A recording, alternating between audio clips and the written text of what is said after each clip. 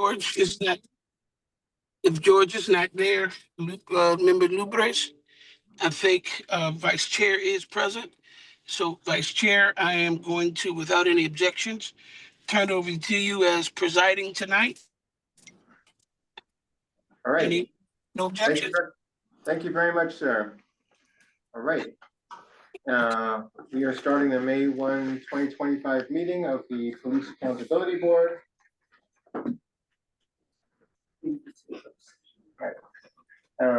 Just a reminder to the attendees and to the public that this meeting is being recorded. Any other announcements I need to make? All right, let's just proceed quickly to our order of business. We've got a fairly active agenda. We don't want to send our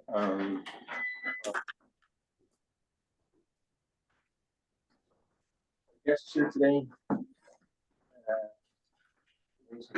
Go ahead. Okay. I'll take over. Okay. Our guests back to their duties as quickly as possible, and of course we're going to have a closed meeting and want to allow time for robust discussions. We're going to speed as quickly as possible through the regular scope of our agenda, and the first order of business is going to be to approve that agenda.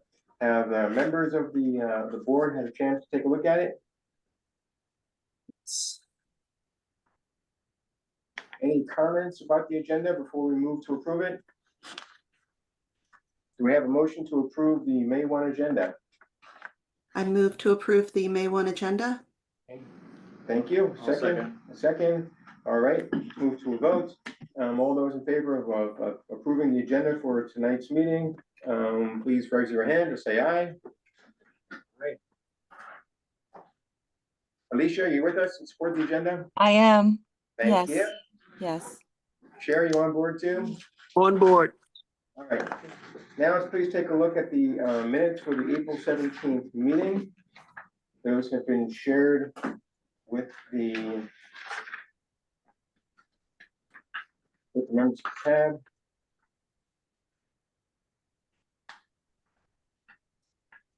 Are there any comments on the minutes? Corrections otherwise? Okay, there being none of those, and again, I thank the staff for putting these together. Do we have a motion to approve the minutes from the April 17, 2025 meeting? Move to approve the minutes. Second. And seconded. All those in favor of approving the minutes, say aye. Aye. All members who are present approve the minutes. Okay, moving forward, as is our practice, we now have a chance now to hear from the board staff, Mr. O'Reilly and Laura. Ms. Byers, the monthly complaint report, if you would.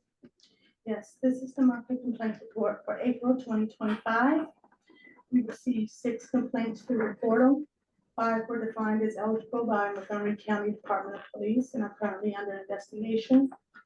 1 was defined as eligible by the Tacoma Park Police Department and is currently under investigation. As for complaints received through other methods, we had 10. 8 complaints were submitted by Montgomery County Department of Police. 6 were defined as eligible and are currently under investigation. 1 complaint was defined as ineligible, and 1 complaint was defined as ineligible, and it was part of the original submission from March. We also have 1 complaint which is eligible from the Montgomery County Sheriff's Office, and it's currently under investigation. And 1 complaint which is eligible by Parkville City Police Department and is currently under investigation. Here's my report. Thank you, Ms. Byers. Any questions from the board about that report? All right, Mr. Gilman Riley, can we yield back to you? Indeed. Staff has received no new requests through the request portal. We had our budget hearing with the Public Safety Committee on April 23rd of 2025. As the committee was informed, the council staff are recommending a decrease to our budget of $100,000, specifically to the line item for special counsel.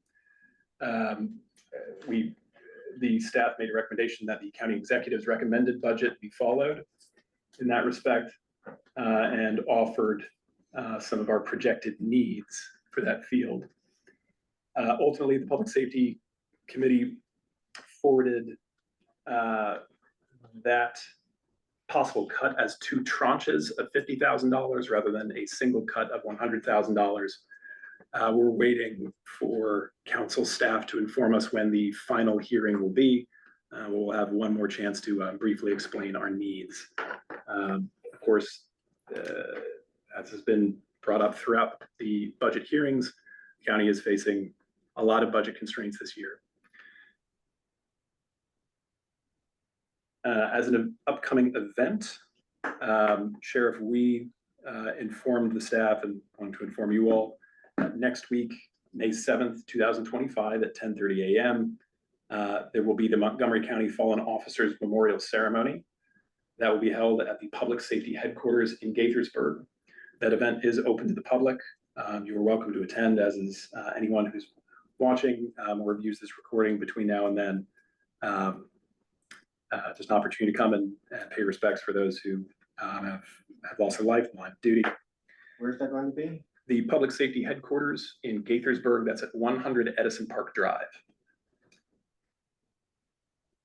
The board has been provided access to a revised version or an updated version of the allegation viewer.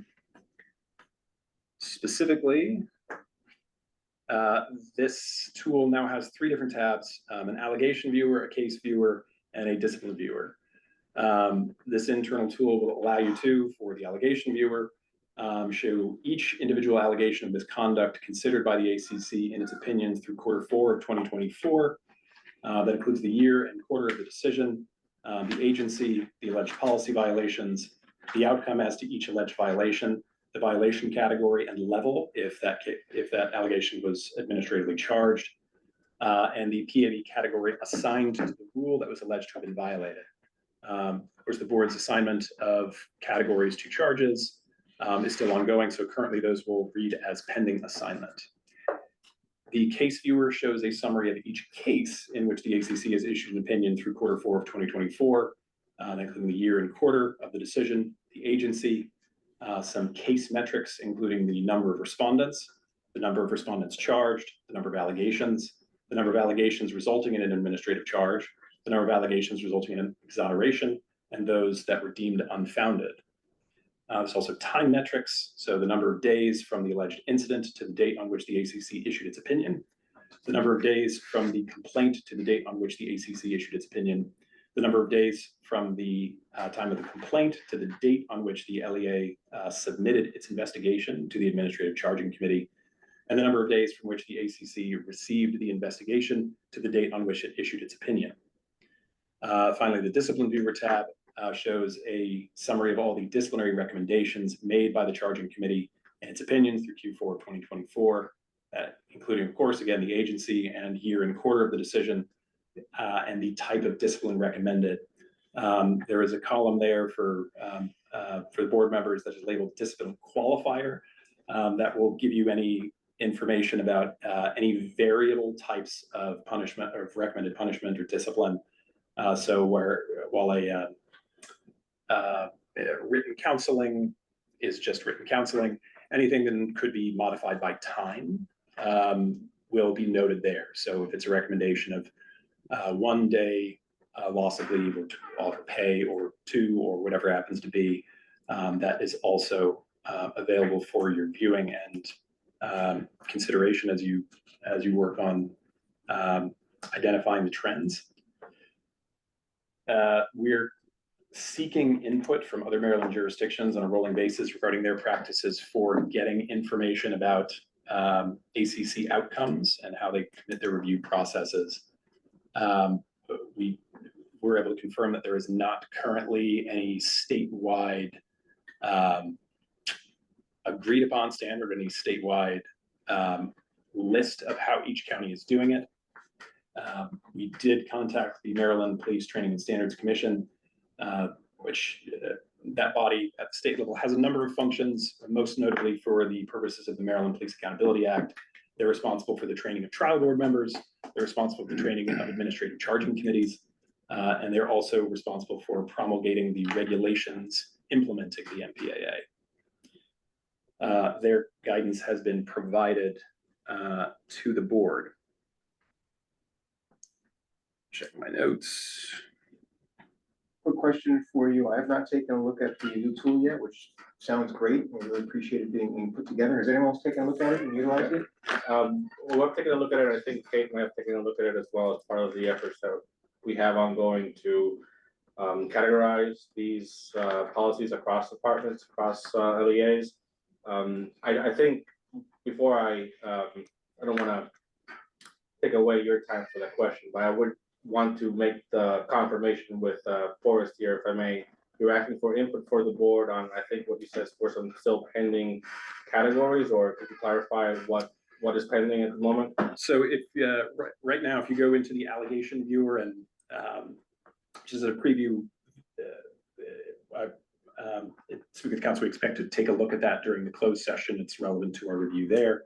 So we'll get more deeply into it, but there are columns there that would tell you the category assigned to a primary charge or a reference charge.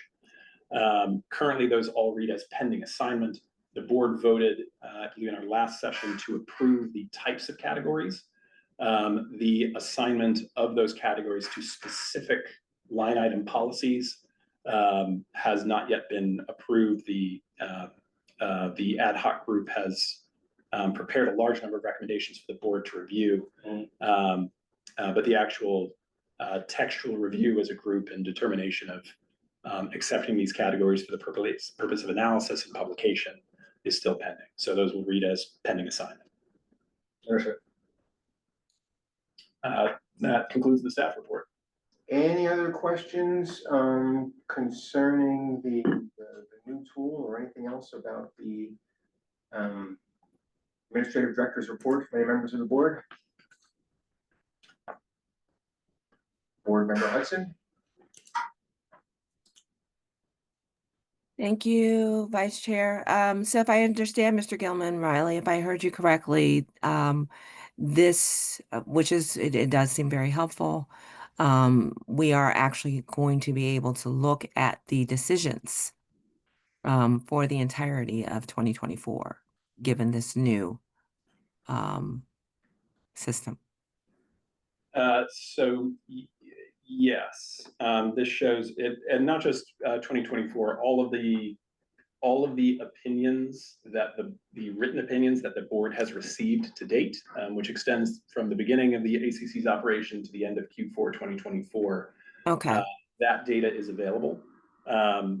This is a refinement of an earlier tool. The allegation viewer was made available to the board earlier this year. We just added a few new tabs to give you a couple other analytical tools for the discipline and for the big picture view, summarizing the outcome at the complaint level. Thank you. Anyone else like to be recognized before we move on? All right. Thank you, team, for your good work. We now move on to item 4 of the agenda, public comments. For those who are listening and for our guests here, the PAB has undertaken the practice of taking a brief part of its time to hear from the community directly, live, that they want to share with us. And we are going to break now in order to do that. Looking around the room where we're sitting here today, we don't have any members of the public or persons that are here for official business. We do see one person that we have had as a guest before on remote, and he's waving his hand, I think to indicate he is declining to speak. Is that correct?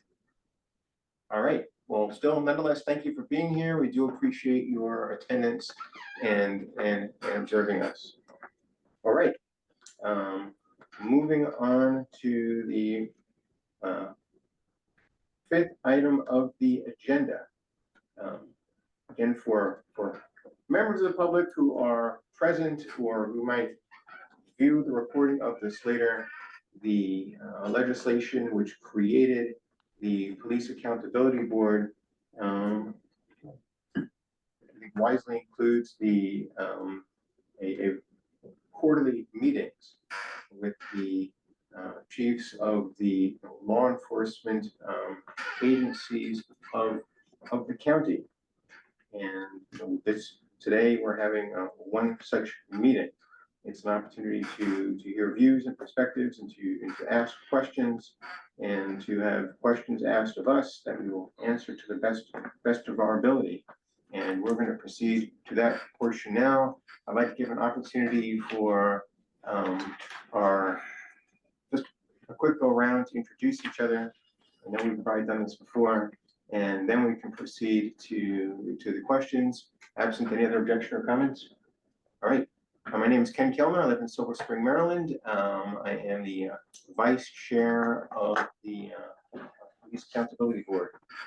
I'm George Duedes, Germantown resident, serve as the parliamentarian for the board as well.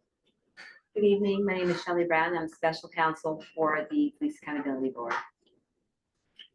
Good evening. I'm Darren Frank. I'm the Chief of Patrol for the Montgomery County Police Department. And we've met our staff. Good evening. I'm Battalion Chief Jeff Ewart. I represent Fire Chief Corliss Bentley. Kate, want to say hello? I am Kate Manning, a Police Accountability Board member from Chevy Chase. Alicia. And I am a Police Accountability Board member, and I reside in Silver Spring. Mr. Chairman, are you available to say hello? Okay, it's you. Board member Ron White, are you present? Yes, I am, and a little indisposed, but Ron Wright, board member, and I reside in East County, Silver Spring. Thank you very much. And I'm sorry, is that Captain Pratt? Is that what you said, Forrest? Yes. Okay. Good evening. I apologize. I can't be on the screen. I'm Captain Mike Pratt. I am currently Chief Yamada's executive officer. Previously, I was the director of our internal affairs, and I will just be listening in to you all tonight. Well, we thank you for being here. So we had originally changed for our esteemed parliamentarian to lead the meeting. So I'm just going to go ahead and hand off the moderation for the Q&A with him with his consent. I have the questions here. Sure thing. Thank you everyone for being here. For our distinguished guests, like Vice Chair mentioned, this is an opportunity for us to chat. We have some questions for you that I believe we've sent in advance. Of course, we like to converse about that as well. But of course, at the same time, anything, we're looking for this to be an open conversation as well. So without further ado, I know that this is a busy time for all of us. So I'll start with question number one, and I'll yield to our board members if there are additional questions or follow-ups that we'd like to dive into. So with that being said, the first question we had for the chiefs here is what is the training for DCAT, the District Community Action Team? Does this team complete the same in-service training as that given for MCPD? What is that? What is their purpose? So we have 4 district community action teams. They're assigned across the county. All of our commanders make use of this team. So starting with the basics, they're an uncontrolled team. So generally, they are working on projects, and as their title would indicate, community projects that come to the attention of the police from citizens that report crime, report disorder, report any number of things. It's a very effective tool that a commander can put into place We've used them for many things through the years. As far as the training that they go through the same in-service training. Every officer in the department is required by the state to go through the same mandatory training through MPSTC. In addition to that, Montgomery County does hundreds of hours of extra training through actually thousands through the course of one's career. So, and some of these officers carry extra duties in addition to just being a district community action team member. Some of them are special event response officers. Some of them are involved with our CIT program. Some of them are involved with our MSOT unit or search unit. So they're really a jack of all trades, have a lot of training.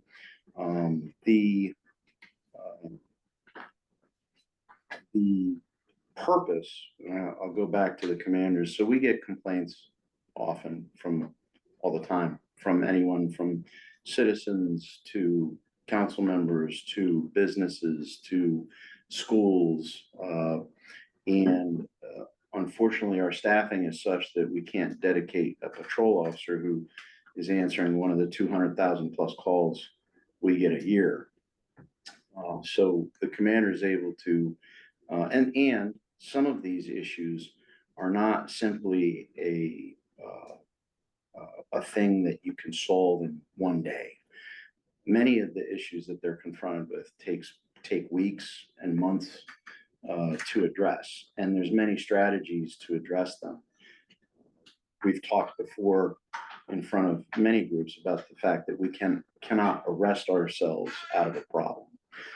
So what we do is we take a resource like this or a resource like our plainclothes units, we give them the problem that needs to be addressed, and they go search for long-term solutions. There's any number of things that they do. We've had some great success in one of the things I'll point to in our 6th district, the Cider Mill community, the district community action team, along with the command staff and with our plainclothes units, were some of the keys to disrupting the disorderly and crimes and the quality of life issues that were going on there. And that project took, to get a handle on things, the numerous things you had to do, took easily a year. So you can dedicate these officers to that. And then you can also dedicate them to other things, such as robbery trends. When you have a robbery trend, you can assign these officers to potential target areas. We've assigned these officers to protests. We've had a number of protests this year, continue to have protests. And so these officers, being uncontrolled, were able to assign to go and ensure the safety of everyone that's at an event like that. So they are very useful, and they do a terrific job. And we're really they are able to accomplish many things for us in the realm of public safety that if we didn't have them, we just couldn't do. So how do you pick officers for this assignment? Is someone volunteers for? That sounds like a certain personality or skill set that might be applicable, as opposed to, I don't know, just gonna toss out SWAT team or something else. Sure. Well, I don't know. Fortunately, we're a major city department, so we have a lot of opportunities and people can do a number of different things. Back in the day, I wanted to be a detective. There are some people who want to be these district community officers. And so by contract, through the collective bargaining agreement, we have what's called a position vacancy announcement process, where a vacancy is announced and people can put their application, their resume in, if you would, and they go through a interview process, and that's clearly defined by the contract, and are interviewed, and ultimately the bureau chief, which in this case I would be the one making the selection. I would make a selection from the candidates. Thank you. Anything from our board members on follow-up or discussion? Alicia, go ahead. Sorry, it always takes me a second to find the mic. Chief Frank, thank you so much for meeting with us. Thank you. You're super informative. You're very helpful. These officers, are they doing surveillance regularly, stopping individuals randomly? Are they uniformed? Are they out of uniform? So they're uniformed officers. There's no random stops. When you stop someone, there has to be a reason for the stop, traffic violation or something. Surveillance, they're patrolling, and they're not because they're in vehicles that are police vehicles, and they're uniformed. They're not really, that's not really their primary mission. They don't really do that. Now, when I was a patrol officer, I used to work in a couple neighborhoods, and I could back my parked cruiser into a space, and I could observe a neighborhood as quietly as I could. That's just a standard patrol type activity that some folks do. I used to do it, and they may do that, but and there you're looking for, again, they're dealing with community directed problems. So they're looking for the activity that we've received a complaint for, working to address that with whatever strategy they choose. Thank you.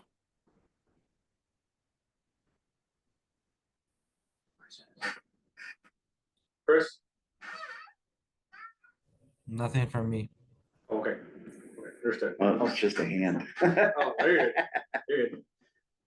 All right. As I mentioned, if there's anything that comes to mind, of course, again, trying to make this as much of a conversation as we can. But with that in mind, I'll just move around the room for anyone else to continue to ask the chief some of the questions that we have in mind. Vice Chair? Yes, I'll start ahead. I'm not sure if our virtual attendees have a question in front of them. I'll just go ahead with number 2. What is the training for off-duty, non-uniformed officers? Is there any difference in protocol compared to uniformed on-duty officers for approaching and questioning citizens or residents? So the training, and can I get clarity when you say non-uniformed officers? You mean like I'm just walking down the street in Rockville, just doing nothing, and Plainclothes officers. well, this says off-duty, non-uniformed. I don't. So I guess I'll address off-duty first. Okay. Which would be non-uniform. So those officers receive the same training as all other officers. Obviously, there's when you are a police officer, you're a police in Montgomery County, you're 24/7, and then even when you go out of the county, when something serious and bad is happening, you're a police officer. You choose to take action for safety reasons. So off duty, within Montgomery County, officers can take action, and I think our citizens expect them to. Now they should, I'll tell you, when the times that I've taken action off duty, I identify who I am and pull depending on what it is I'm doing. If I just have my badge in my pocket, I pull that out. If I have my little yellow sleeve, I throw that on. If I have the badge around my neck, I throw that on. It's not often that I've had to do things. I mean, I hate to say it, I've been at ball games where parents started to get a little bit nutty, and I've had to identify myself and calm everyone down. So you identify yourself and de-escalate, and hopefully stop mayhem so that we don't have to get uniformed officers there to take reports and take any kind of further action. So their training is the same. And one of the other things we tell them, again, there are things that they may not be in position to do something. They may have their child with them. They may have a loved one that they can't provide for their safety, while also providing for everyone else's safety. So we tell them, be the best witness you can. Now, I will tell you, we've got some officers that take action anyway, but we have other officers that are witnesses and give us some fantastic information. Regarding non-uniformed officers, I go back to, they receive the same training, the same overall training that Montgomery County police offers, first meeting state requirements, and then additional training in whatever specialty they might be in. We have all kinds of non-uniformed officers, detectives like I was. We've got plainclothes officers that do more of the surveillance that I believe Alicia was referencing. So they get other training that is more specific to their job duties that enhances their skills in that. But as far as when they're on duty, they're to identify themselves when they take action. Especially with it being plainclothes, through the history of policing, we've had some very tragic events where plainclothes officers have been killed in the line of duty, taking action. And because the situations are so dire and dynamic, the people didn't not that people they were engaging with, but the responding officers didn't realize. So we train our officers to identify themselves very quickly as they take control of scenes, so that we don't, at the very least, we don't have one of these friendly incidents. And then additionally, for the citizens that are being detained, they quickly realize this is not a bad actor. Like, I'm not getting robbed or anything like that. Like, it's not a bad guy coming at me. It's a police officer who's taking some sort of action.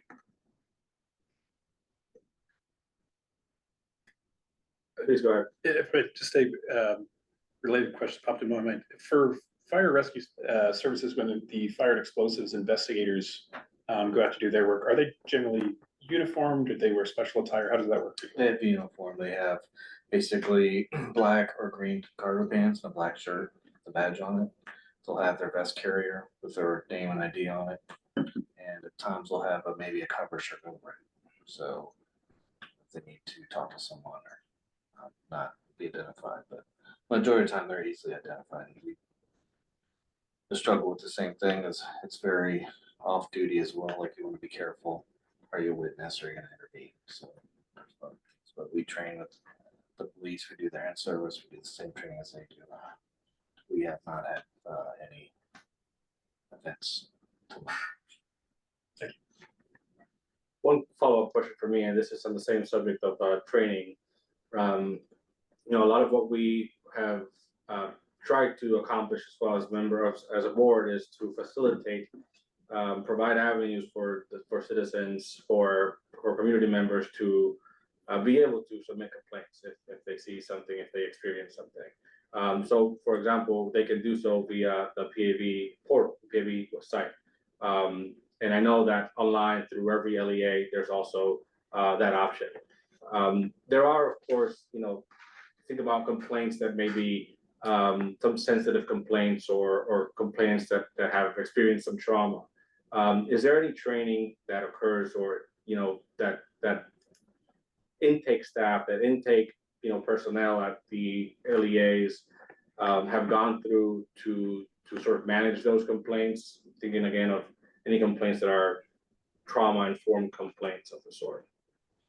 Is there a differentiation, or how do those kinds of complaints, if any, are they taken in any different way?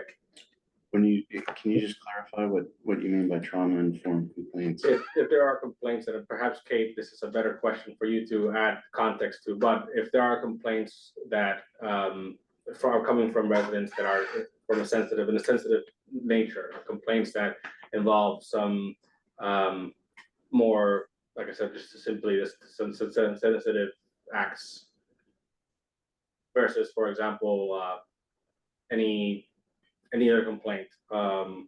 You mean, okay, I'm trying to track, when you say trauma informed, am I tracking, you're talking about if someone alleges some sort of sexual assault or? Could be, for example, yeah. Okay, so well, first of all, if, for better or worse, there's probably 10 different ways you can file a complaint against police officers.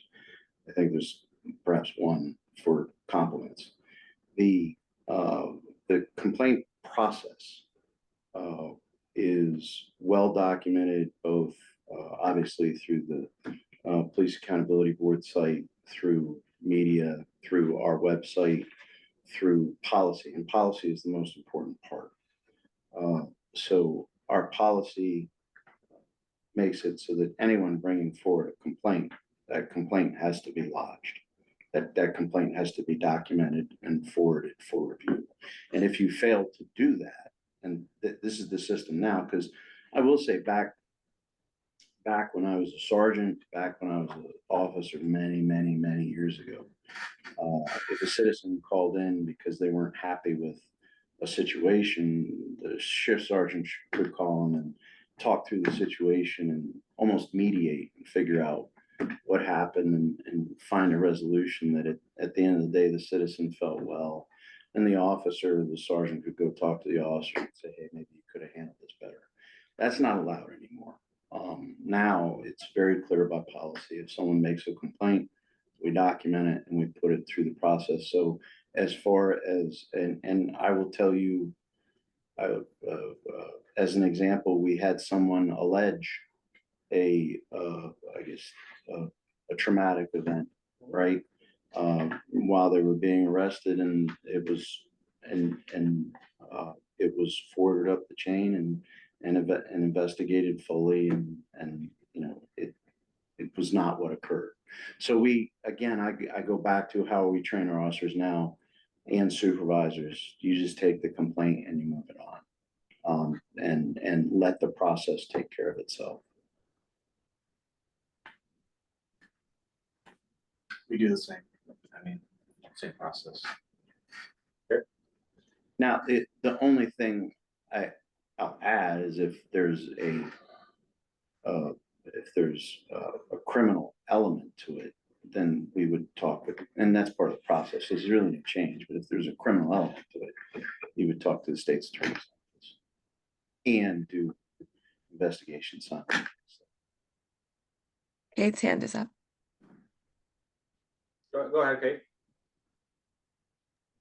Yeah, I just wanted to add, I believe I recalled that the complaint process had a victim advocate role, that there was supposed to be a role for if complainants wanted to talk to some sort of victim advocate, that there was supposed to be somebody like that. Does that exist? Is that still a possibility? Yes, we have victim witness advocates that are part of the department. There's one at every district, so we have that as needed, and then also the other like again for the trauma part, that or let's say it's one of those assault type things, the family crimes. I'm sorry, now I'm going way back. Special victims. Yeah. Has those resources when those things are looked at. The sheriff's office does a nice job with that, and the state's attorneys also have victim advocates coordinators. Okay, and those are all available to people who are filing complaints as well as to people who are alleging crimes, right? I believe so. I don't think there's any differentiation. If people ask for aid, we try and point them in the direction of getting help. Okay, thank you. Mm-hmm. Mr. Montgomery. Thank you. For the benefit of anyone joining us remotely or viewing the recording, the Police Accountability Board provides a list of the victim rights advocates by agency on its website in the complaint portal.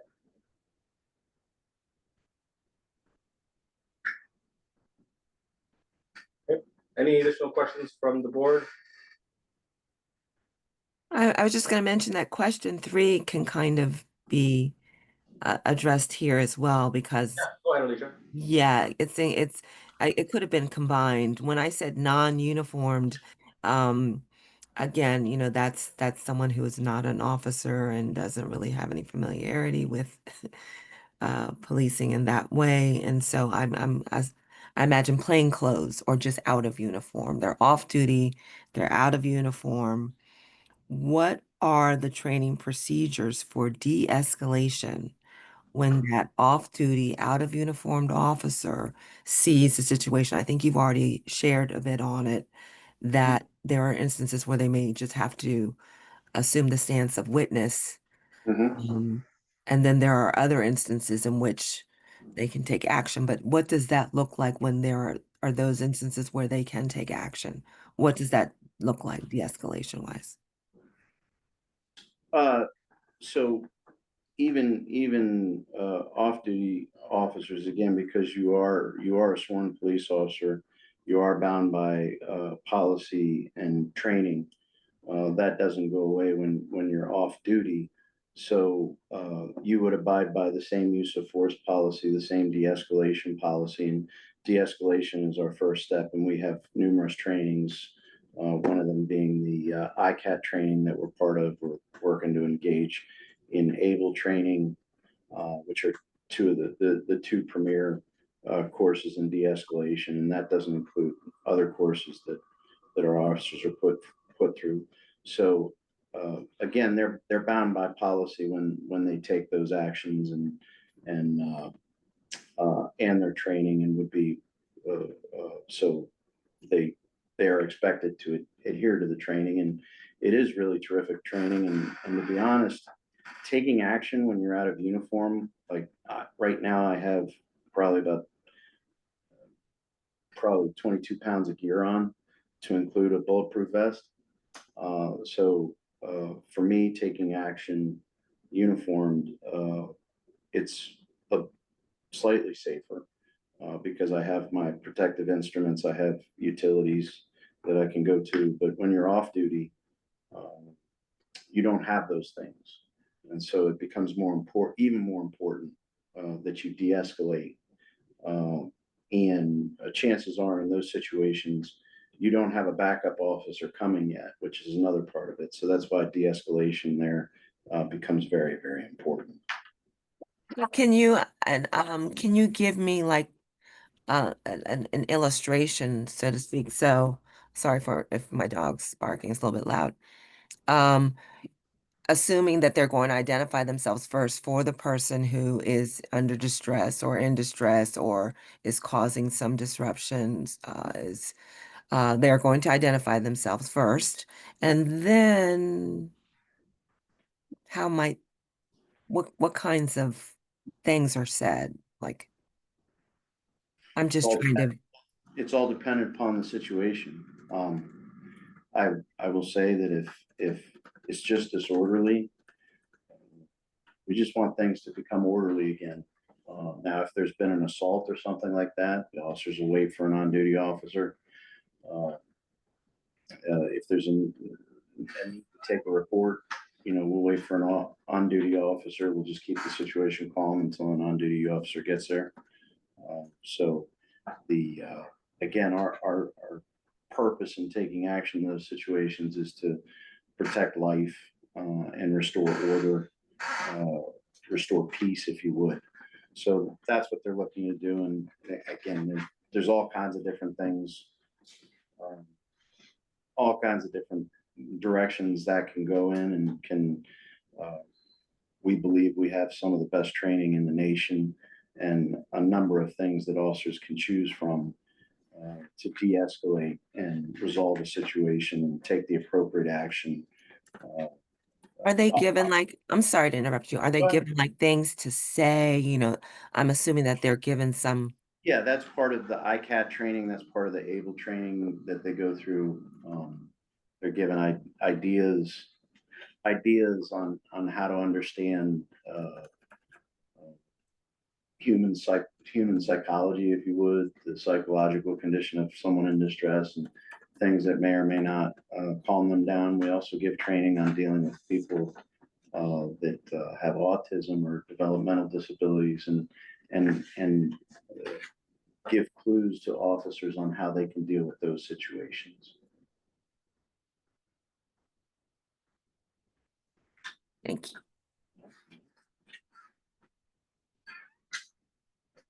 Thank you. I'll give you the opportunity as well to, if there are questions that you'd like to ask the PAB. This is a good chance as any. Otherwise, we have. Yeah, I do want to, Chief Yamada and I discussed our meeting tonight, and I do kind of want to get the sense of where the questions are coming from.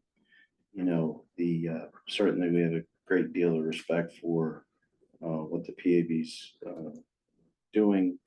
Just it always helps, and I've said this on a number of occasions in meetings, like what is the problem we're trying to solve?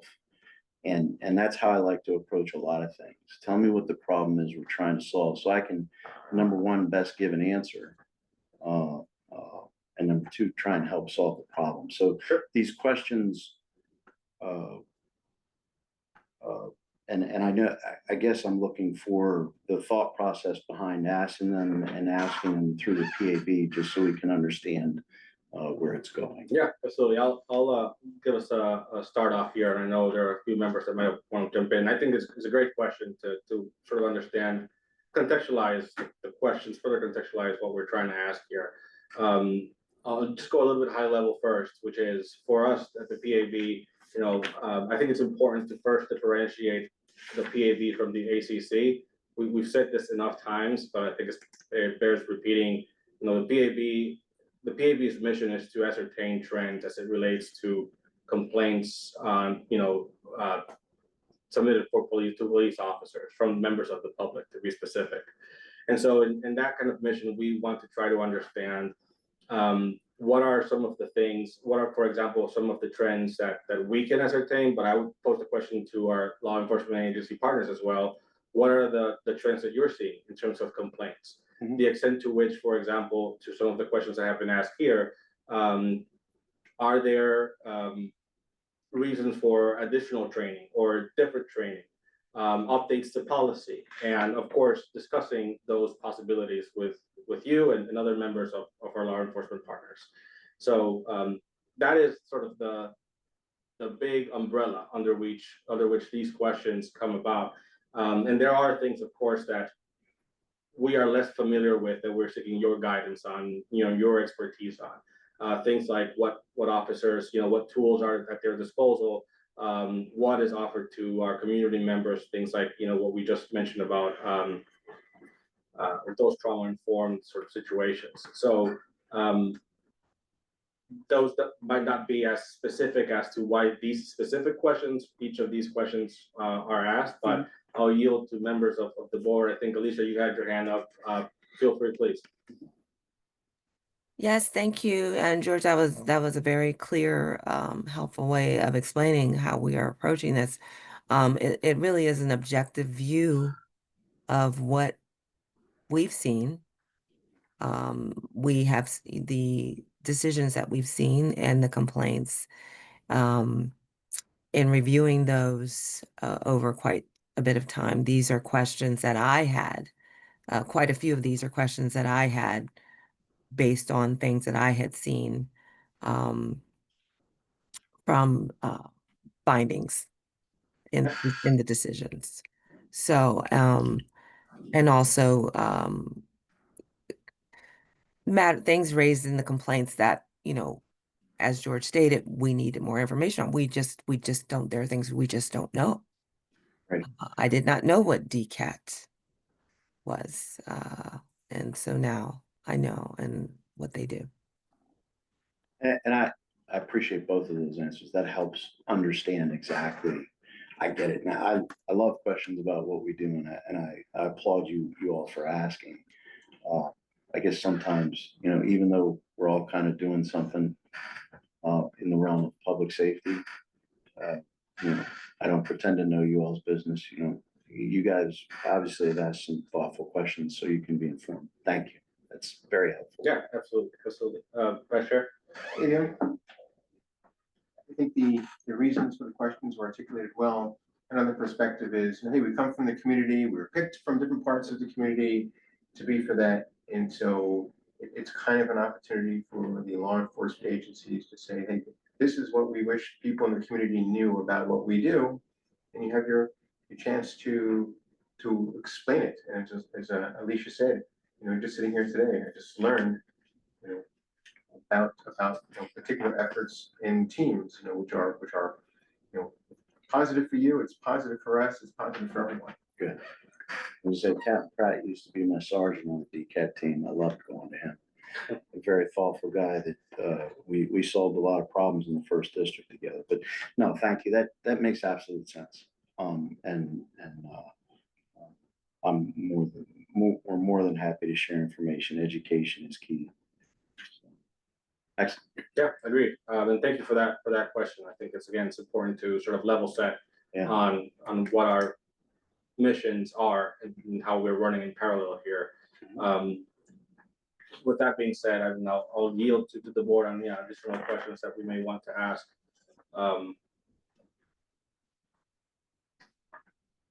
I can just jump Go in. ahead, go ahead, Vice Chair. I'm just gonna go ahead and jump.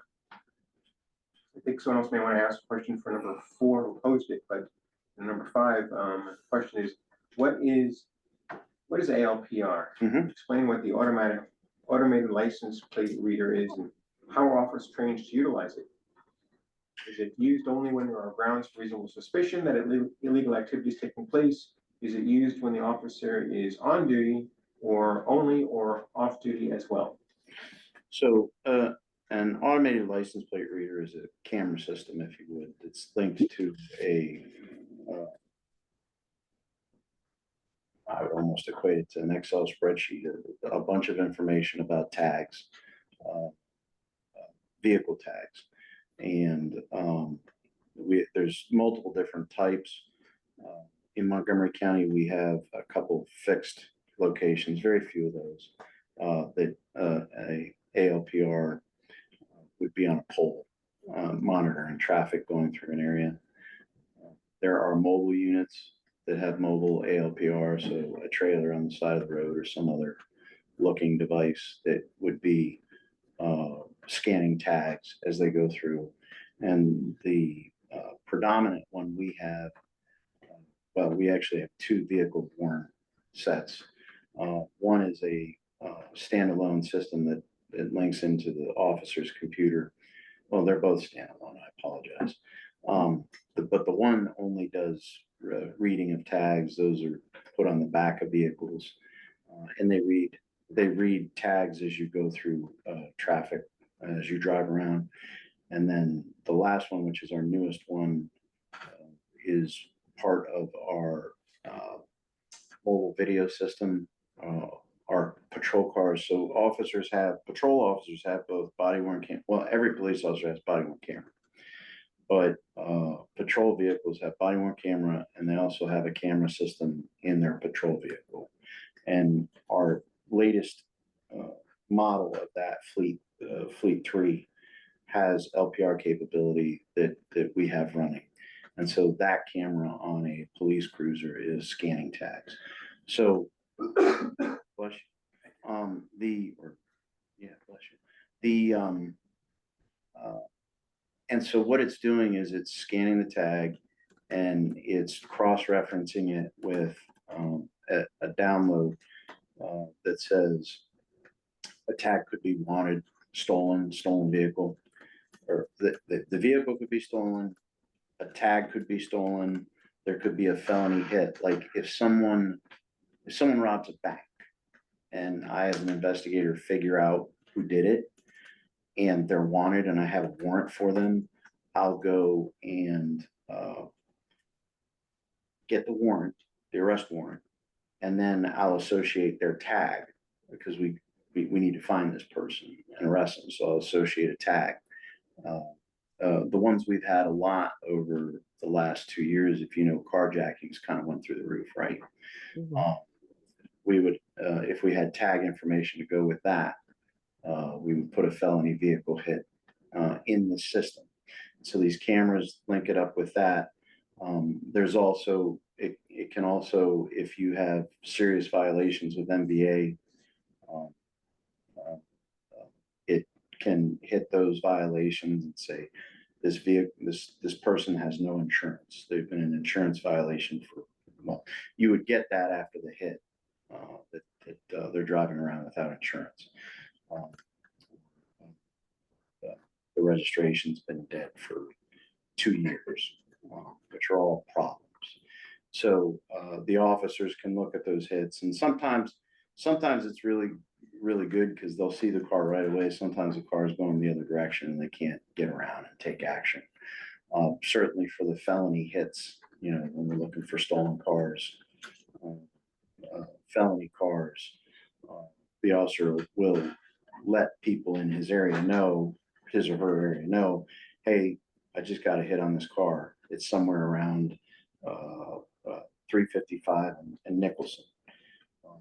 And officers will look for it because I think that's an expectation. So it's a very good tool. And also I will say the other part of it, which is very useful, is for and it's why you see in other parts of the country they have many more than we do, especially the fixed sites, because you know all of this is looking for data to help solve crimes. So if I get a call for a robbery and a white Lexus was going through the area, or a white Lexus was seen leaving the area, I can look at that and see. I can look at the scans and see, is there any white Lexuses there? So it's helpful in investigations that way. A lot of again, other agencies use it a lot more than us, but we have enough, and for right now, we may look towards the future of expanding that so that we can help keep the community safe. Any follow-up questions, board? Could I just? What? Sure, go ahead, Shelley. I didn't hear the answer in reference to you scan every vehicle that goes by this apparatus, or is it just specific vehicles? How is that determined? Oh, it just scans everything. If it can see it's not specific. It's whatever it sees that the camera can see it and identify it. It scans that. Now, if for some reason the tag's obscured or it's a bad angle, or you know, who knows what it is, it won't make a read, or just won't see it because it can't. But it's not. It's always looking, so it's not pointed at anyone specifically.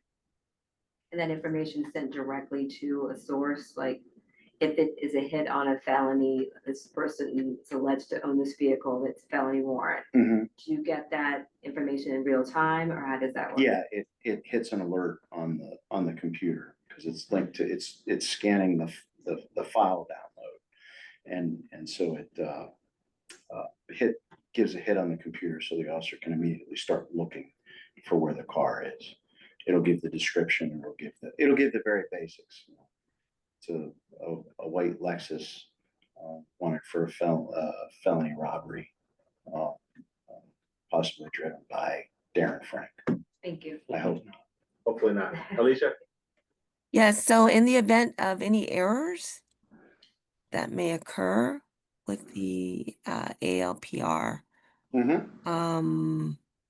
have errors occurred with that, and then have persons been inadvertently stopped and questioned because there was a misread by the ALPR, or what happens in those instances? So I don't have any direct knowledge of misreads by the system. And I don't know of any complaints that were either internal or to the PAB about a LPR misread. But the officer will go through investigative steps. Once they, if they're able to find the vehicle and effect a stop, then they start going through the process of, again, this is just very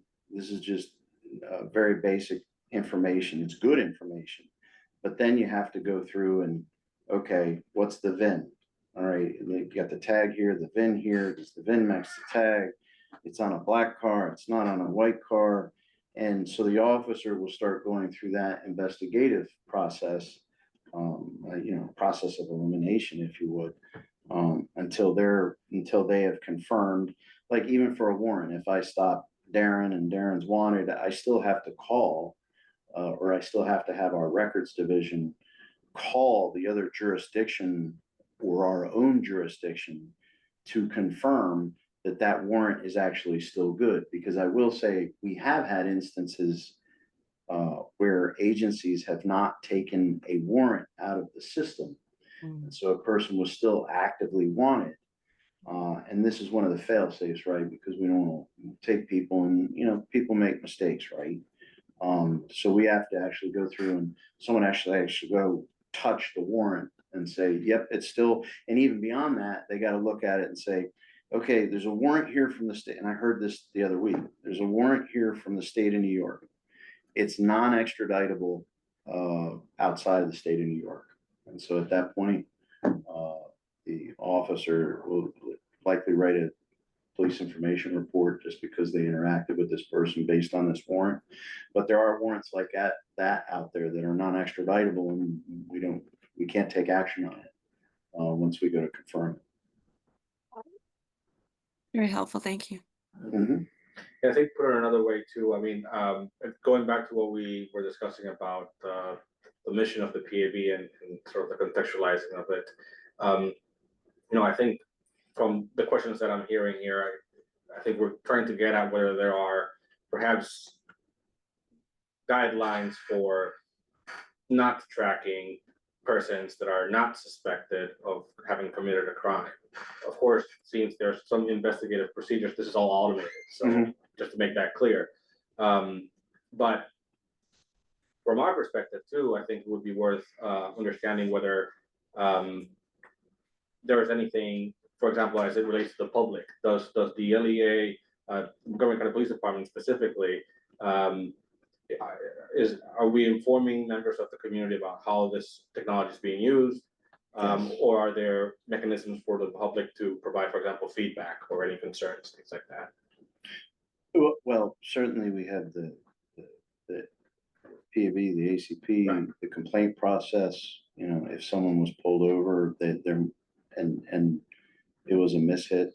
Shoot, I'm gonna be honest right now. The state of Virginia sent me 2 toll bills for a BMW that I don't own, because my kid's got a Mazda, and I'd love to, I'm going back and forth because some automated computer keeps saying I owe him $2.75. Which I get. It's annoying to me. I got to put a stamp on something and send away a record of my car. So I get it's an inconvenience, and people should be able to deal with that. And that's a little bit lighter than having a traffic stop, right? But the systems aren't foolproof. You can go through PAB to make a complaint. You can tell the officer right there. They can ask for a supervisor if there's some issue with that aspect of it. We have done education in the past about the LPR systems. We've talked about them in different public domains, whether there be with county council or with county council, county groups, and things of that nature. So, and we'll keep talking about them. Like I said, they're very random. They're not random. Like I said, they're just doing their job in the background all the time, and they're a good tool for public safety, because otherwise I'd be typing like crazy on my computer, and that wouldn't necessarily be, I mean, back in the day when I was a police officer, I still am a lot. When I was a patrol officer, I would see a vehicle and I would run a tag. So these things are much more, I'm trying to think of the word, I haven't had enough coffee today. The non-biased if you would. Yeah. Because they're just reading all the tabs and just a computer doing its thing. And from our perspective, again, I think this is something that we have a group, an ad hoc group, a listening tour that can also, you know, get the feedback from the community and again, collaborate with you on how that might be looking. In the interest of time, I know we're sort of moving closer to the end of our time here before we move into a closed session. So with that in mind, I know I think at this point we've had a few questions. Alicia, I see your hand. We'll have time for one more question for the chiefs. If that's unless there's any objection from the board. Chief, if you have a question from the PAB that may have jumped out, this is again another second opportunity just in case. But yeah, otherwise, again, Alicia, bring us home. I think we can dispense with the other questions because we've received some very helpful information from a prior meeting with the Rockville City Police Department, and you all's practices and policies are similar, and you receive the same training and so forth. But so my question was just related to the APLR again, if I'm saying that correctly. And forgive me if you've already answered it. A person who is arrested who has an arrest record, or even someone who has served their time, is that their driver's license and their vehicle, is the APLR registering all of that information to? No. Okay. No, there's no the only way that a person is on there is if they're actively they have an active warrant for a crime, criminal history, vehicle history, like let's say they were out of insurance compliance for all of 2022. That information wouldn't register on any of this. Someone that's been arrested 17 times before, if there's a person out there that exists, that wouldn't register unless they were currently wanted for something and their vehicle was attached to it. Thank you. Thank you, Chief. And Kate had her hand. I'll first recognize Mr. Gilman Riley, please. Just as an update for the board, during that time, staff went ahead and made the function code for the automatic license plate recognition system available to board members, the policy viewer. Members of the public can also view that on MCPD's website, along with the vast majority of all their other policies. But you can get into that contains a lot of fine detail about the operation of the system. Specifics. Yeah. Okay. Thank you. Kate? No, thank you. Just thank you very much to our guests for their participation tonight, and I hope you have a wonderful evening. Thank you. Yes, thank you. I'll echo that. Thank you again for your time tonight. Sure. Members of the board for their questions. With that in mind, I'll move swiftly onto announcements from our staff. We covered them during the staff reports, so nothing additional. Thank you. Okay. Thank you again. Then with that in mind, as stated in the agenda, provided beforehand, the PAB will move to vote for a closed session to review details of investigative files pursuant to the Maryland Code, Article 3-305, and consult with our legal counsel, Ms. Shelley, who's right here, to obtain some legal advice. So with that being said, all members in favor of closing the session? Yep. All right. Think anyone against? Nope. So the ayes have it. We'll vote. The vote for the closed session moves forward. So this time, staff, if you would like to pause.